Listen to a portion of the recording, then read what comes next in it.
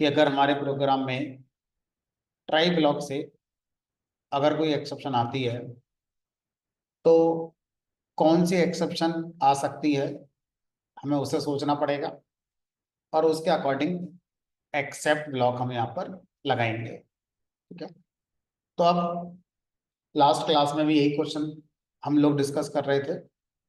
आपने पूछा था कि ट्राई ब्लॉक में जो एक्सेप्शन है, अगर हम उसे नहीं जानते कि वो कौन सी आ सकती है, कौन सी नहीं आ सकती है, तो फिर हम कैसे एक्सेप्ट ब्लॉक बनाएंगे।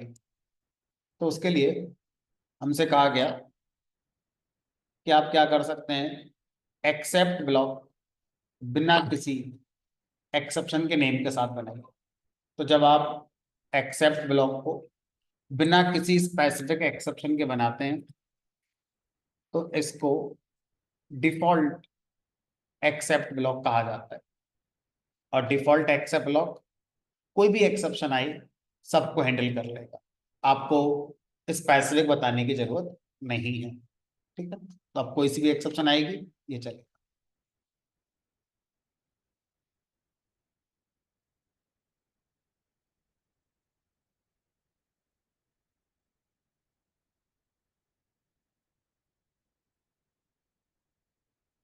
अगर इंडेक्स एरर है तो भी चल रहा है,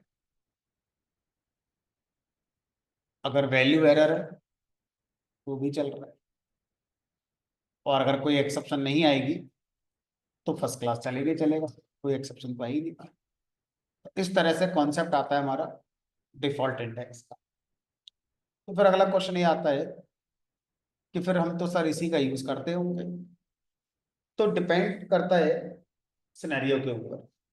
जैसे अगर आपसे कहा जाए कि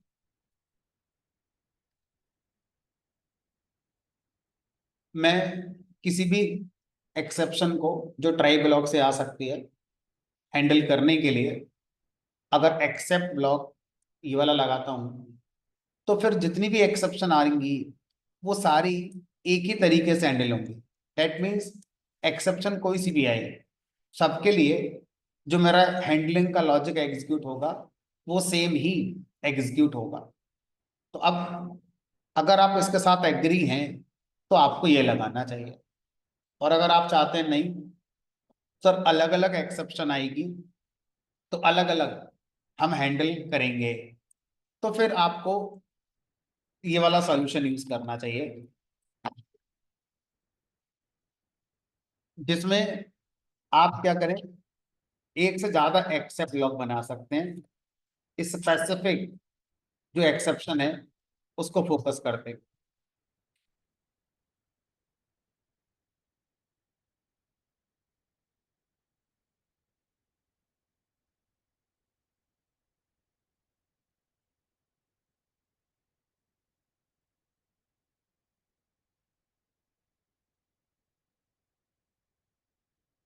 और जब आपको लगे भाई इन दोनों के अलावा भी कुछ हो सकती है तो लास्ट में डिफॉल्ट लगा।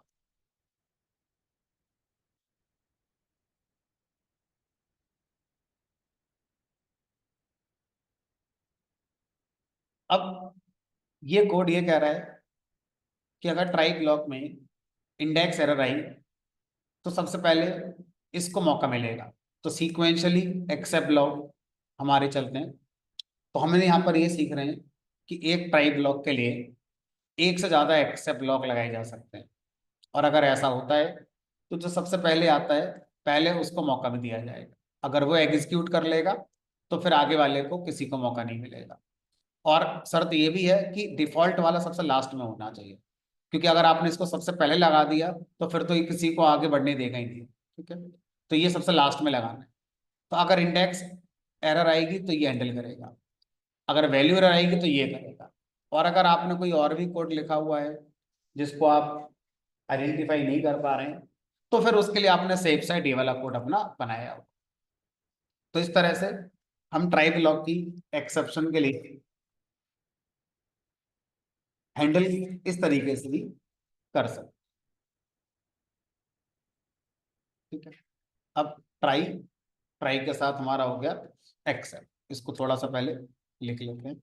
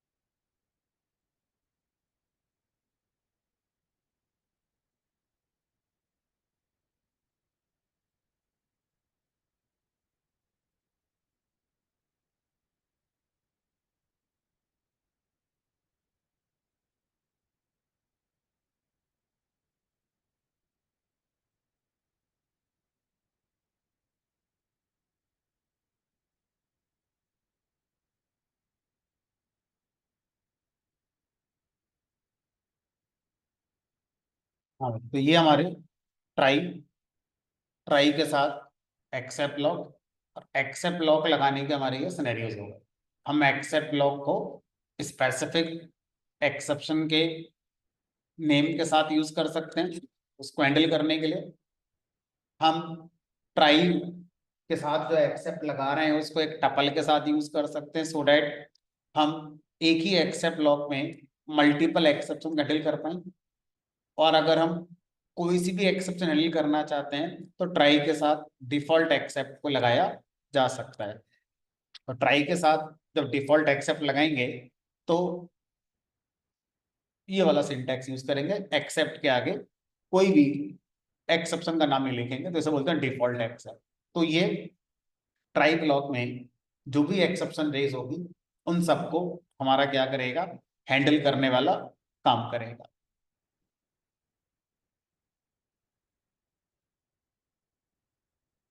उसके बाद एक और सिनेरियो, आप ट्राई के साथ मल्टीपल एक्सेप्ट ब्लॉक भी लगा सकते हैं। ट्राई ये एक्सेप्ट ब्लॉक इसको हैंडल करेगा, ये वाला एक्सेप्ट ब्लॉक इसे हैंडल करेगा, ऐसे करके जितने चाहे उतने लगाओ और लास्ट में आप डिफॉल्ट वाला भी लगा सकते। ठीक है, तो इस तरह से डिफॉल्ट एक्सेप्ट हमारा सबसे लास्ट हैंडलर होना चाहिए। तो ये हमारे ट्राई ट्राई के साथ डिफरेंट डिफरेंट एक्सेप्ट के सिनेरियोज होते हैं। आई होप आपका जो कल क्वेश्चन था उसका आंसर आपको मिल गया होगा।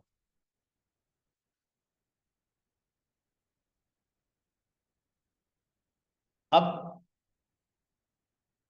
अगर मैं इस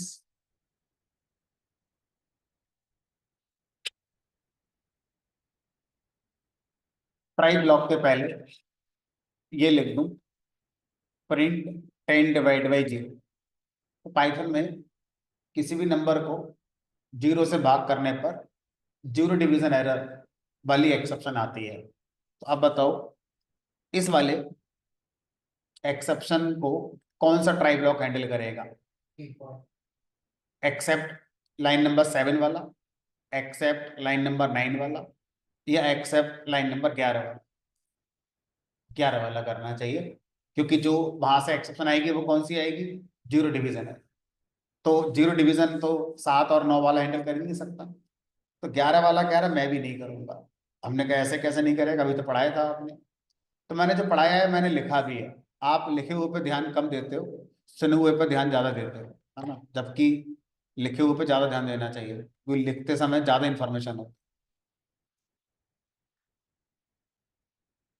it will handle the exception raised, कहाँ एक्सेप्शन कहाँ रेज हुई है, कहाँ जनरेट हुई है? In its try block. क्या यहाँ पर जो एक्सेप्शन है क्या वो ट्राई ब्लॉक के अंदर है? नहीं, तो नहीं हैंडल हो, प्रोग्राम खत्म। तो एक्सेप्ट ब्लॉक ये नहीं कहते कि हमने पूरे प्रोग्राम को कंट्रोल करना है या पूरे प्रोग्राम में कोई एक्सेप्शन आए हम सबको हैंडल करेंगे, नहीं। हम जिस ट्राई के लिए बनाए गए हैं उस ट्राई में अगर एक्सेप्शन आएगी तो हम हैंडल करेंगे, और अगर नहीं आई, ट्राई के बाहर आई, तो हमारी कोई जिम्मेदारी नहीं।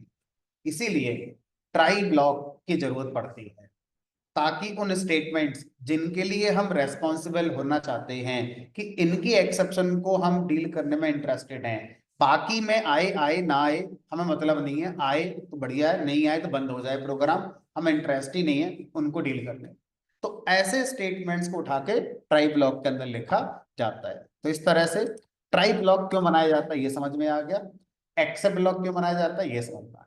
जब एक्सेप्शन हैंडल हो रही होती है तो आप उस समय कोई लॉजिक चलाना चाहें, हमने तो प्रिंट लगा रखा है, तो लॉजिक में प्रिंट एक छोटा सा हिस्सा होता है, आप कोई मीनिंगफुल लॉजिक रन कर सकते थे एक्सेप्ट ब्लॉक के अंदर, बट हमने सिंपल प्रिंट लगा के कॉन्सेप्ट को अपना आसान कर रखा है। तो एक्सेप्ट ब्लॉक की जरूरत पड़ती है कि जब हैंडल हो रही है एक्सेप्शन, दैट मीन्स जो एक्सेप्ट ब्लॉक एग्जीक्यूट हो रहा है, तो execution of except block is equal to handling of exception.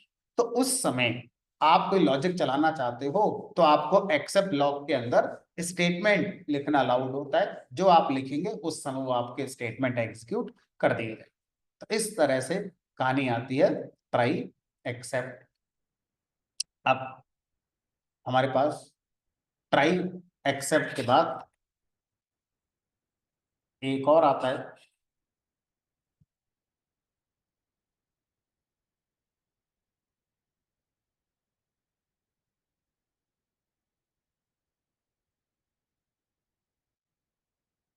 का नाम होता है फाइनली ब्लॉक।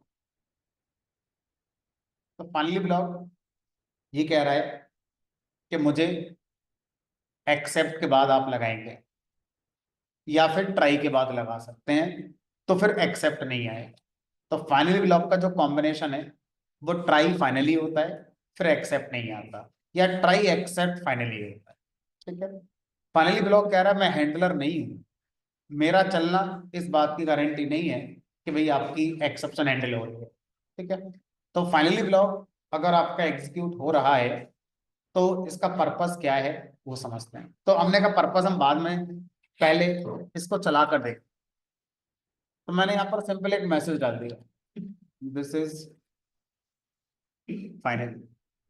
अब मैं इस प्रोग्राम को 3 बार रन कराऊंगा, 3 बार अलग अलग सिनेरियोज पर प्रोग्राम आपका रन होगा। ठीक है। जिससे आपको फाइनली ब्लॉक की जो कहानी है वो समझ में आ जाएगी। ठीक है। अब मैंने इसको यहाँ पर रन कराया, पहली बार मैं चला रहा हूँ सही इनपुट देकर। इस इनपुट पर प्रोग्राम में कोई एक्सेप्शन नहीं है, ट्राई ब्लॉक स्मूथली एग्जीक्यूट होगा, ये चलेगा, आउटपुट यहां से आ जाएगा 10, क्योंकि 0 इंडेक्स पर 10।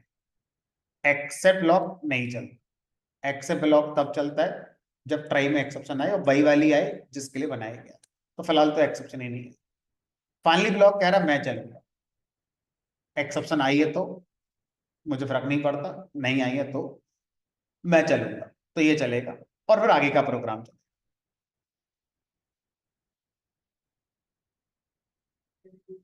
तो फाइनली ब्लॉक का पहला एग्जीक्यूशन फ्लो समझ में आया कि अगर आपके प्रोग्राम में ट्राई ब्लॉक के अंदर कोई एक्सेप्शन नहीं है तो एक्सेप्ट तो नहीं चलेगा, लेकिन फाइनली ब्लॉक आपका एग्जीक्यूट होगा।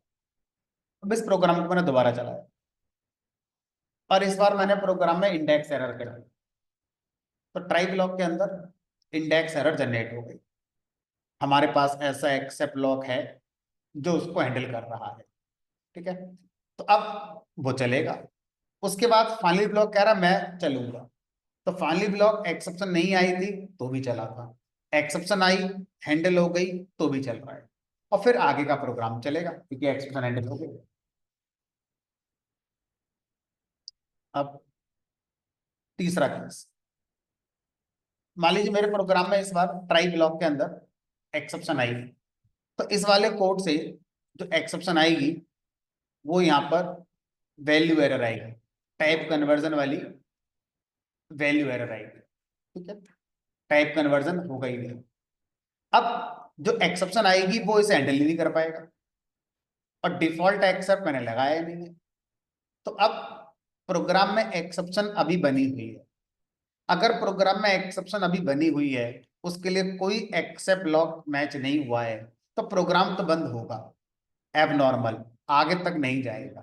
लेकिन फाइनली ब्लॉक ये कह रहा है कि मैं चलूंगा, मेरे बाद बंद। तो फाइनली ब्लॉक एग्जीक्यूट होगा, उसके बाद प्रोग्राम बंद हो जाएगा, आगे का नहीं चलेगा।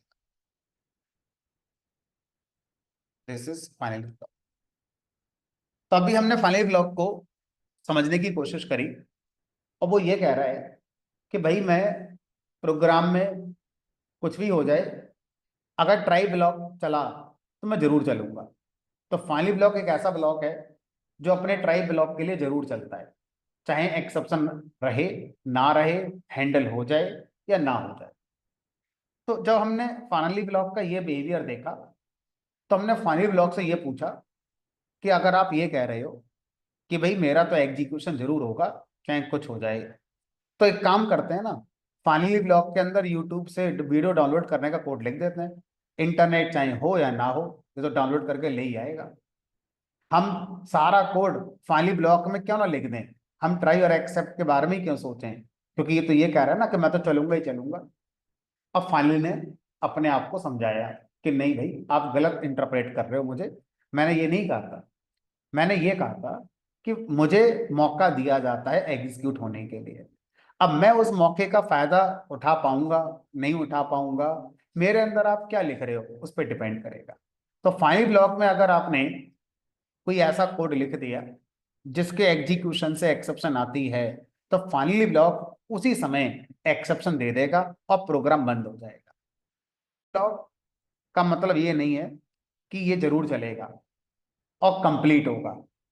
फाइनल ब्लॉक का मतलब ये जरूर है कि इसको मौका जरूर दिया जाएगा, लेकिन ये कंप्लीट होगा, ये इस बात पे डिपेंड करेगा कि इसके अंदर आप क्या लिख रहे हो। ठीक है। अब आता है मेन क्वेश्चन। फाइनल ब्लॉक का बिहेवियर समझ में आ गया। अब रियल लाइफ प्रोजेक्ट्स में इसका यूज कहाँ किया जाता होगा, किस तरह के सिनेरियो में फाइनल ब्लॉक का यूज किया जाता है। तो आंसर आता है मात्र एक सिनेरियो जहां पर फाइनल ब्लॉक का यूज किया जाता है इंडस्ट्री के अंदर। वो क्या है? अगर कोई भी रिसोर्स जो आपने ट्राई ब्लॉक में ऑक्युपाई किया है और प्रोग्राम आगे बढ़ रहा है, लेकिन आगे उस रिसोर्स की जरूरत नहीं है और आप चाहते हो वो रिसोर्स मेमोरी से फ्री हो जाए ताकि उसका मेमोरी कंजप्शन ना होता रहे आगे, तो ऐसे रिसोर्स को क्लीन करने के लिए, उसको फ्री करने के लिए हम क्या करते हैं? फाइनली ब्लॉक का यूज करते हैं। दो एग्जांपल लेकर मैं चलता हूं। मान लीजिए मैंने फाइनली ब्लॉक के अंदर ये इंडेक्स वेरिएबल बनाया था।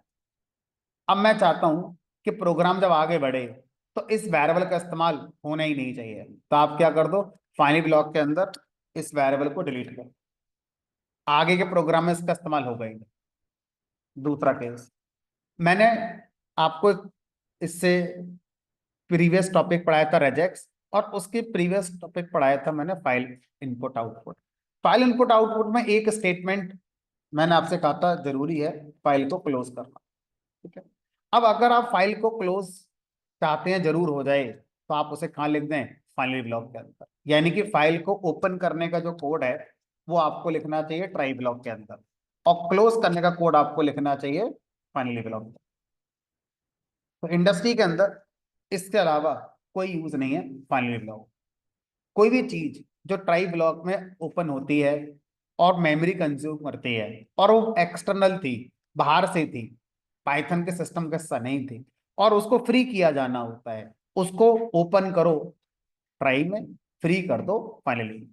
आगे चल के डेटाबेस कनेक्टिविटी पढ़ेंगे, तो डेटाबेस कनेक्टिविटी में भी क्या होता है हमारा? यही होता है। तो डेटाबेस कनेक्टिविटी में हमारा डेटाबेस का कनेक्शन ओपन होता है, ट्राई ब्लॉक में करो, क्लोज करना होता है फाइनली ब्लॉक में।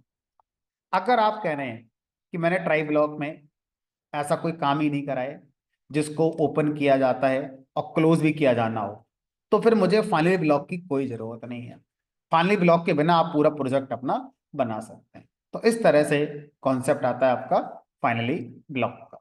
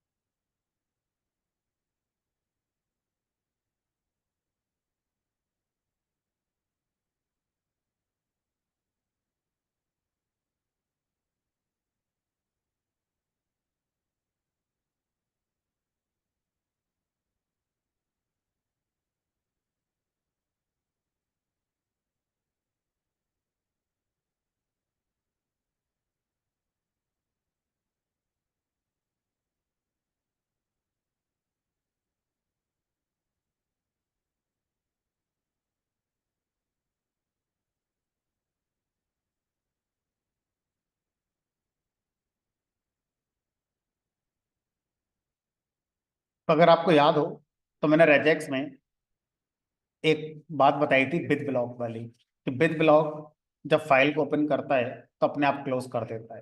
तो जब से विद ब्लॉक पाइथन में आया है तब से फाइनली की वैल्यू ना के बराबर रह गई है, क्योंकि अब हर आदमी ट्राई ब्लॉक की जगह विद ब्लॉक बनाता है, क्योंकि विद ब्लॉक गारंटी लेता है कि जो चीज ओपन करोगे वो क्लोज जरूर होगी। तो पुराना जो कोड होगा वो ट्राई फाइनली के साथ लिखा गया होगा, क्योंकि जो बिग ब्लॉक है वो 2.5 वर्जन में आया था, उससे पहले बिग ब्लॉक नहीं होता था। तो उससे पहले कि जो कोड लिखे गए होंगे वो इसी अप्रोच का यूज करके लिखे गए होंगे। और कई बार हमारा सिनेरियो ऐसे भी होते हैं जहाँ बिग ब्लॉक का यूज किया ही नहीं जा सकता। कोई हमने रिसोर्स अपनी तरफ से प्रोग्राम में क्रिएट करा था, लाइक ए वेरिएबल, तो अब मैं उस वेरिएबल को आगे के प्रोग्राम के लिए अवेलेबल नहीं कराना चाहता, तो मैं फाइनली ब्लॉक में उसको मैनुअली डेल ऑपरेटर लगा के डिलीट करके आ सकता। तो इस तरह से कॉन्सेप्ट आता है हमारा फाइनली ब्लॉक। इसमें नोट बनाकर ये बात लिखना जरूरी है। फाइनली ब्लॉक में ऑल्सो रेज एक्सेप्शन। अगर आपके इसके अंदर जो स्टेटमेंट लिखे हैं वो ऐसे हैं जिनसे एक्सेप्शन आ सकती है, तो ये कोड भी हमारा फेल हो जाएगा और फाइनली ब्लॉक पर आगे एग्जीक्यूट नहीं होगा।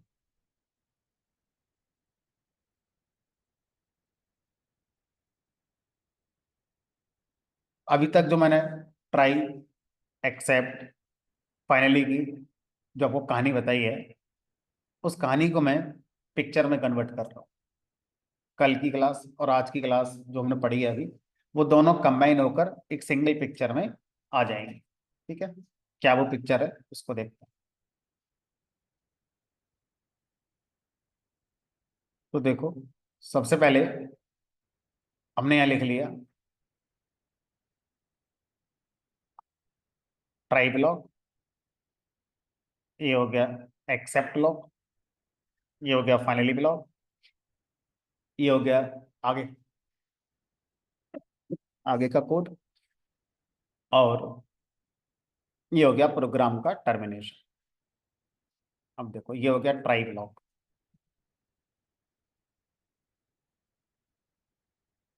ये हो गया एक्सेप्ट ब्लॉक, ये हो गया फाइनली ब्लॉक, ये हो गया रिमेनिंग कोड, और ये हो गया प्रोग्राम टर्मिनेशन। अब देखो,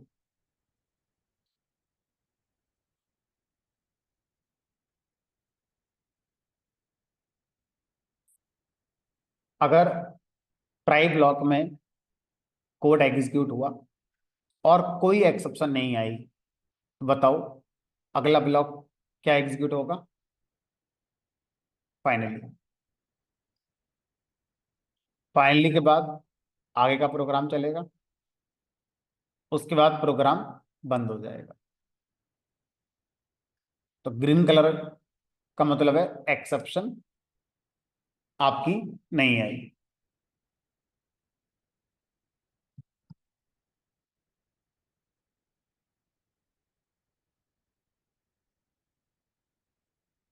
तो आपका ये एग्जीक्यूशन फ्लो रहेगा।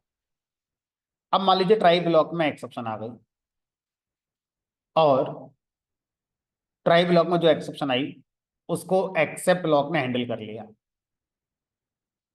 तो अब एक्सेप्ट ब्लॉक चला, उसके बाद फाइनली ब्लॉक चला, उसके बाद आगे का प्रोग्राम भी चला, फिर प्रोग्राम आपका बंद हो गया। ब्लू कलर का जो फ्लो है, try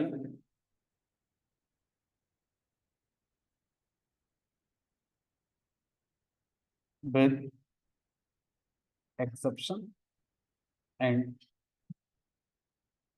handle, exception I, handle हो गया। अब आखिरी फ्लो है कि ट्राई ब्लॉक में एक्सेप्शन आई लेकिन वो हैंडल नहीं हुई। अब अगर हैंडल नहीं होगी तो कौन सा कोड एग्जीक्यूट होगा आगे? Finally belong.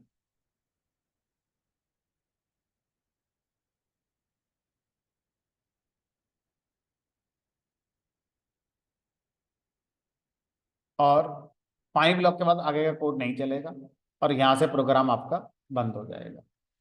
तो ये वाला फ्लो है इस बात का, ट्राई विद एक्सेप्शन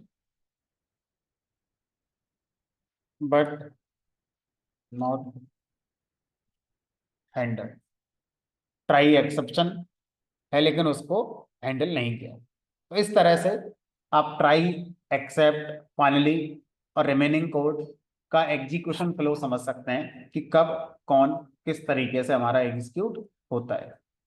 तो जो हमने कल पढ़ा और जो हमने आज पढ़ा उसका पूरा कंक्लूजन इस पिक्चर के अंदर हमारा आ जाता है। तो जब ट्राई ब्लॉक में कोई एक्सेप्शन नहीं होती है तो ग्रीन वाला फ्लो है, ट्राई के बाद फाइनली चलेगा, फाइनली के बाद आगे का प्रोग्राम चलेगा, उसके बाद प्रोग्राम खत्म हो जाएगा। अगर ट्राई ब्लॉक में एक्सेप्शन आती है तो ब्लू कलर वाला फ्लो है जिसमें आपका एक्सेप्शन एग्जीक्यूट हुई, फिर फाइनली ब्लॉक चला, फिर आगे का कोड चला, प्रोग्राम बंद हो गया। और जो ब्राउन जैसा कलर है वो आपका उस फ्लो को दिखा रहा है जिसमें ट्राई ब्लॉक में एक्सेप्शन आएगी लेकिन वो हमारी हैंडल नहीं हो रही। ठीक है।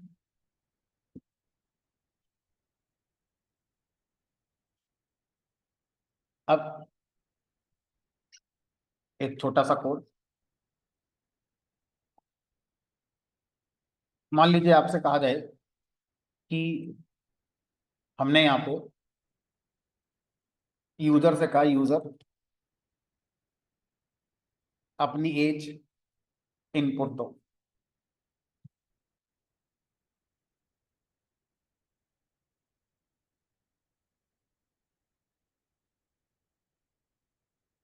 अब हम आपको ये बताएंगे कि आपका बर्थ ईयर क्या है। ठीक है। तो बर्थ ईयर कैसे निकालोगे?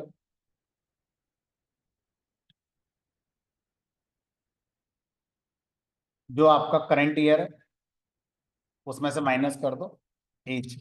आप चाहो तो टाइम मॉड्यूल का यूज करके सिस्टम से ईयर निकाल सकते हो। ठीक है। और फिर आप बता दोगे कि भाई आपका जो बर्थ ईयर है वो ये है। तो अगर किसी के 40 साल है तो वो 1985 में दुनिया में आया होगा। अगर किसी की एज 28 साल है तो 1997 में वो दुनिया में आया। सब कुछ बढ़िया। अब अगर किसी की एज -5 है, बताओ वो दुनिया में कब आया? गणित के हिसाब से। दुनिया के हिसाब से हम बाद में बात करेंगे, गणित के हिसाब से बात करो। तो गणित के हिसाब से अगर हम लॉजिक लगाएं तो ये क्या बनेगा? 2025 माइनस -5। तो माइनस माइनस क्या हो जाएंगे? प्लस। कितना हो गया? 2030। मतलब अभी तक दुनिया में आप आई नहीं हो, 2030 में आओगे। लेकिन गणित के हिसाब से तो ये सही है, बट रियल टाइम पे क्या ऐसा पॉसिबल है कि किसी की एज -5 हो? नहीं। अब हमने इंटरप्रेटर से ये कहा, इंटरप्रेटर अभी तक तो हम ये कह रहे थे कि प्रोग्राम में एक्सेप्शन आती है और हम हैंडल करते हैं। अब हम बिल्कुल उल्टा हो गए हैं। अब हम ये कह रहे हैं कि प्रोग्राम में एक्सेप्शन क्यों नहीं आ रही है। हम चाहते हैं प्रोग्राम में एक्सेप्शन आए और प्रोग्राम बंद हो जाए, आगे चले ही ना। क्योंकि किसी की एज -5 अगर है और सब कुछ प्रोग्राम चल रहा है तो सब गलत ही हो रहा होगा, क्योंकि एज तो कोई -5 हो ही नहीं सकती। तो हम चाहते हैं कि इस तरह के डेटा पर प्रोग्राम आगे बढ़ना ही नहीं चाहिए। अब अगर आप अपने प्रोग्राम को आगे नहीं बढ़ने देना चाहते हैं तो एक ही वजह हो सकती है, एक्सेप्शन प्रोग्राम में ले आओ, प्रोग्राम आगे नहीं बढ़ेगा। अब हमने इंटरप्रेटर से ये कहा, इंटरप्रेटर अगर किसी की एज नेगेटिव हो तो आप एक्सेप्शन दे देना। जैसे इंडेक्स बाहर होता है तो आप दे देते हो, जीरो से भाग करने पर आप दे देते हो, ऐसे ही एज किसी की नेगेटिव हो तो और दे देना एक्सेप्शन।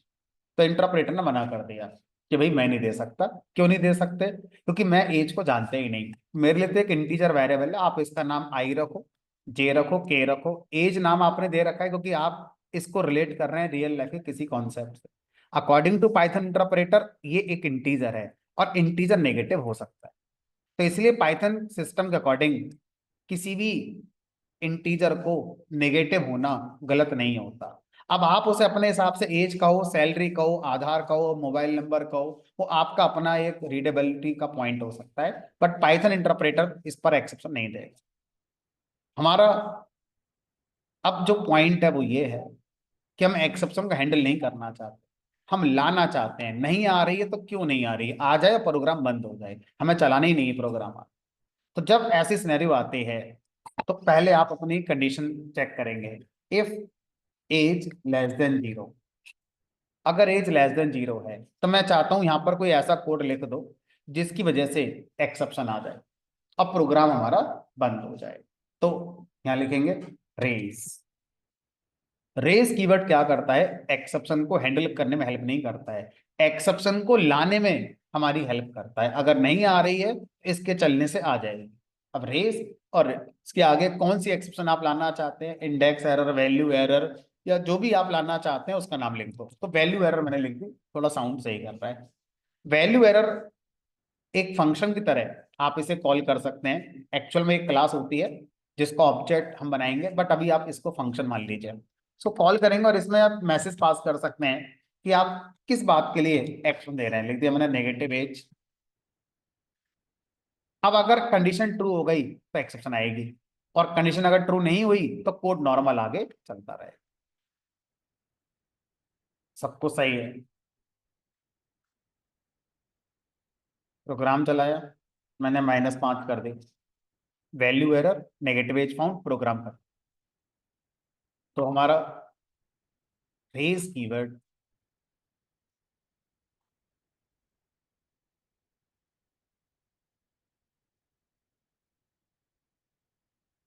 ध्यान रखना रेज ब्लॉक नहीं है, बाकी तीनों ब्लॉक थे। रेज स्टेटमेंट है तो कीवर्ड तो सारे ही हैं, कीवर्ड तो सारे ही हैं, लेकिन जो रेज है वो एक स्टेटमेंट की तरह यूज होगा, ना कि ब्लॉक बनाकर यूज होगा।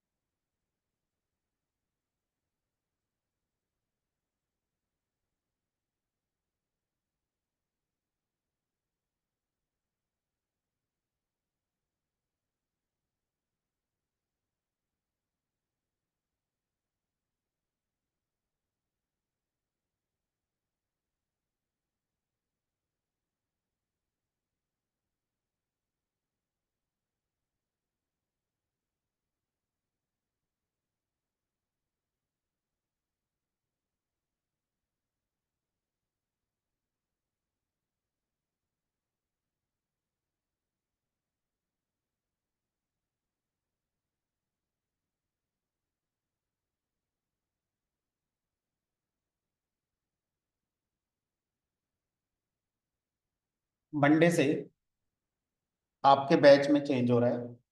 मंडे से आपके पास दो ऑप्शन होंगे आगे के कोर्स को कंप्लीट करने के लिए। पहला ऑप्शन होगा 7 PM। अभी आप 6 बजे आते हो, 6 की जगह 7 बजे क्लास होगी और आपका नेक्स्ट मॉड्यूल स्टार्ट होगा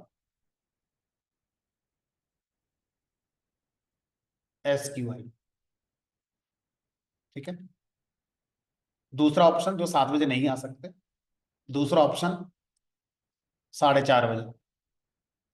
जो बैच चल रहा है हमारा ऑलरेडी आपसे पीछे है, तो उसमें अभी लाइब्रेरीज पढ़ा रहा हूँ।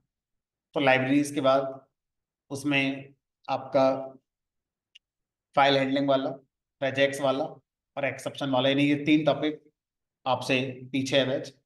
तो उस वाले बैच में आप अपना आगे कंटिन्यू कर सकते हैं। उसमें रिवीजन करना रिवीजन कर लो, 1 हफ्ते का ब्रेक लेना चाहो ब्रेक ले सकते हो। तो मंडे से आपके पास दो चॉइस होंगी। अगर नेक्स्ट मॉड्यूल पे जाना है तो SQL आप 7 बजे स्टार्ट कर सकते हैं, और अगर इस टाइम पे नहीं आ सकते और SQL को हम उसी टाइम पढ़ेंगे तो 4:30 वाले बैच में अभी पाइथन चल रही है, पाइथन कंप्लीट होगी और उसी बैच में फिर आपका SQL आ जाएगा। तो लेफ्ट पाइथन के टॉपिक्स प्लस SQL इसी के अंदर आएंगे। जो लोग मंडे से 7 बजे ज्वाइन करेंगे उनके जो पाइथन के लेफ्ट टॉपिक्स हैं जो रह जाएंगे, वो 4:30 वाले में ही अपना जब आएंगे उनको कवर कर सकते हैं। ठीक है। तो इस तरह से मंडे को अब ये वाला बैच आपका 6 बजे नहीं होगा। अब आपका मंडे को बैच ये वाला 7 बजे होगा और नेक्स्ट मॉड्यूल से स्टार्ट होगा SQL। जो आपके टॉपिक बचे हुए हैं उसमें 3 टॉपिक बचे हैं बस। एक ऑब्जेक्ट ओरिएंटेड प्रोग्रामिंग बचा है, इसके बाद उसके बाद टीके इंटर आपका बचा हुआ है और थ्रेडिंग बचा हुआ। 3 टॉपिक बचे हुए हैं। ये एक क्लास का, ये एक क्लास का, 2 क्लास के टॉपिक ये हैं और लगभग 4 क्लास का टॉपिक है। तो कुल मिलाकर 1 हफ्ते की क्लास आपकी बची हुई है पाइथन पाइथन। ठीक है। तो जिनका analyst course data science course है उनके लिए बहुत ज़्यादा खास कंसर्न नहीं होगा ना। आप डायरेक्ट SQL पे जा सकते हैं ना। जिनका फुल स्टैक है उनको थोड़ा सा ये अच्छे से आना चाहिए।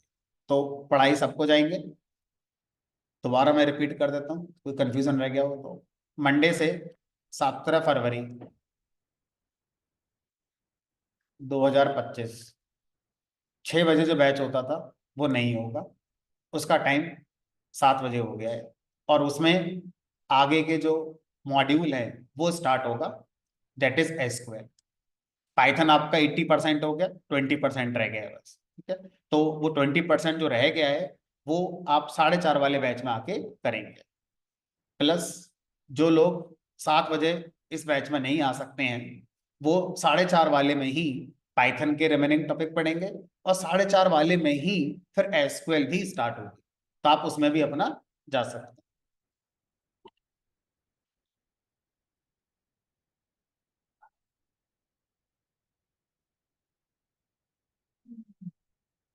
और बड़ी नींद आ गई होगी एकदम। हाँ? मंडे को तो 4:30 पे किया है, 7 पे नहीं। दोबारा बता देता।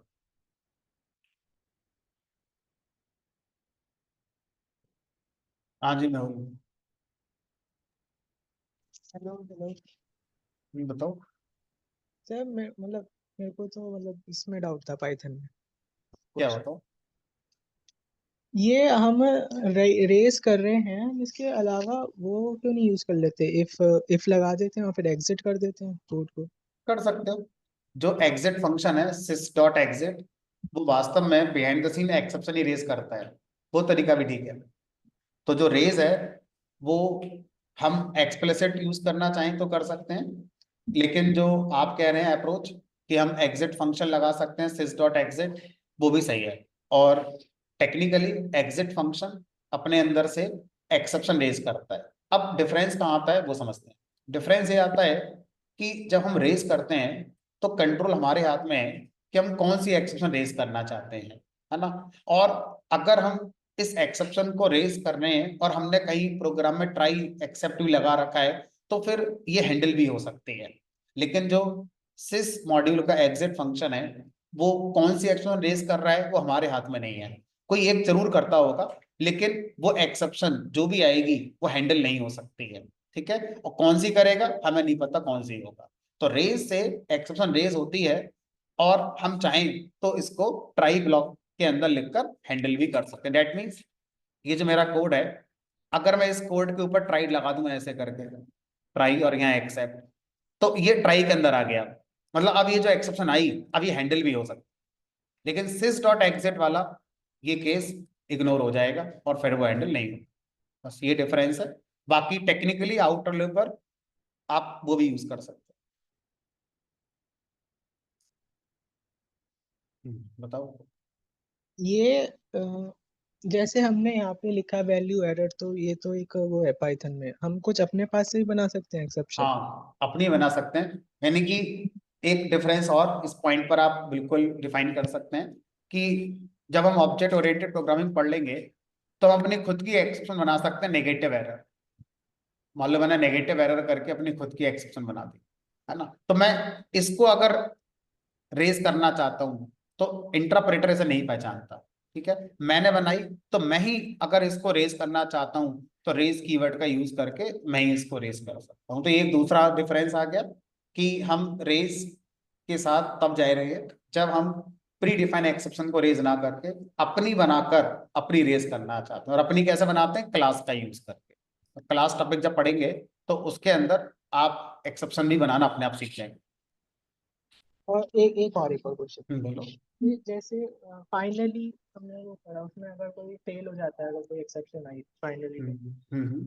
इसके लिए भी हम हैंडल कर सकते हैं फाइनल। हाँ, यानी कि नेस्टिंग भी अलाउड है।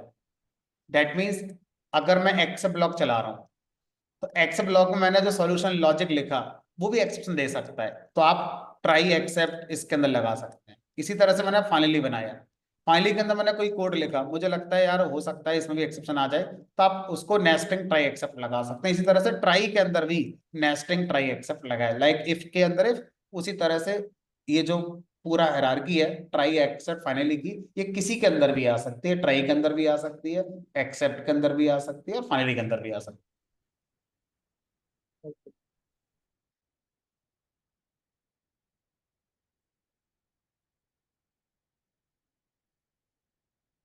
जो आपका 6 बजे वाला क्लासरूम ग्रुप होगा, उस क्लासरूम ग्रुप में जो आपकी रिकॉर्डिंग्स हैं आगे की वो नहीं आएंगी।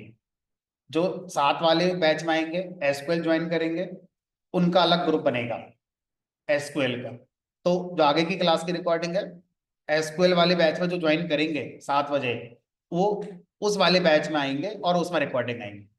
और जो 4:30 वाले बैच में ज्वाइन करेंगे, है ना, उनका 4:30 वाले बैच में जो पाइथन की रिकॉर्डिंग है वो उनको मिलेंगी वहां पर। ठीक है, तो इस तरह से 6 बजे वाले बैच में आगे की फर्दर कोई रिकॉर्डिंग आपकी नहीं आएंगी।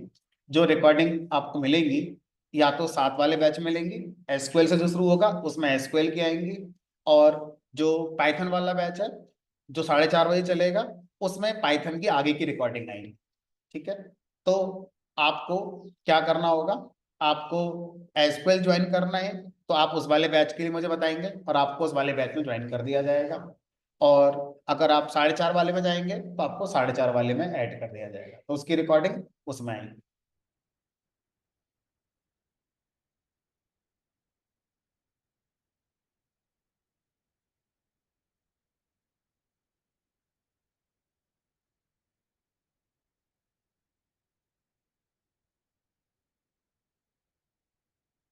है जी। किस वाले में? 7 बजे वाले में ऐसी कोई रिक्वायरमेंट नहीं है। मतलब अगर दो चार भी होंगे तो भी चलेगा भाई। जब कोऑर्डिनेटर ने डिसाइड किया है तो बच्चे तो होंगे ही उसी, तभी डिसाइड किया गया।